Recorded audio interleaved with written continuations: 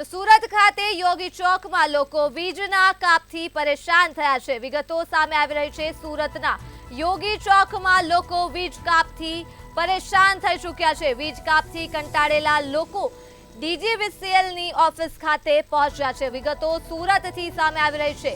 ગાદલા ગોદડા લઈને લોકો ડીજીવીસીએલની ઓફિસે પહોંચી ચૂક્યા છે। ત્યારે દરરોજ વીજ કાપ થાય છે અને જવાબ આપતા નથી તેવી પણ માહિતી સામે આવી રહી છે। તો અધિકારીઓના વર્તનથી કંટાળીને લોકો ઓફિસમાં જ બેસી ગયા છે। સુરતથી આ વિગતો મળી રહી છે। યોગી ચોકમાં લોકો વીજ કાપથી ત્રાહિમામ પોકારી ઉઠ્યા છે। ત્યારે વીજ કાપથી કંટાળેલા લોકો ડીજીવીસીએલની ઓફિસ ખાતે પહોંચ્યા।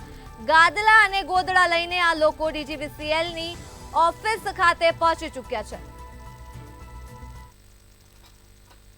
અમારી સોસાયટીમાં અઠવાડિયામાં આ લોકો 3 દિવસ જ પાવર આપે છે। રોજ રાતના 9 વાગે પાવર કાઢી લે છે અને પછી મેસેજ મોકલી દે છે કે રાતે 2 વાગે આવશે, 1 વાગે આવશે। અને અહીંયા ઓફિસ પર કોઈ ફોનમાં રિસ્પોન્સ આપતા નથી। મોદી સાહેબને ફોન કરી તો એ એવું કહે છે કે અમે કામમાં છીએ, કોઈ સંતોષપૂર્વક જવાબ આપતા નથી અને એની રીતે દાદાગીરી કરે છે। આ લોકો ટોરન્ટ કરતાં વધારે પણ યુનિટનો ભાવ લે છે। ફેસિલિટી કોઈ જાતની આપતા નથી અને હજી તો એ લોકો મીટરમાં સિમ કાર્ડ લાવવાના છે। એને મીટરમાં સિમ કાર્ડ નથી લાવવાના, એને ટીસીમાં સિમ કાર્ડ લાવવાના છે કે ક્યાંથી પાવર કટ થવાનો છે એને પહેલાં એડવાન્સમાં જાણ થઈ જાય એવી ટેકનોલોજી પહેલાં લાવવાની છે। આ લોકોને એકદમ ગુલ્લુ બનાવવાના અને ગુમરાહ કરવાની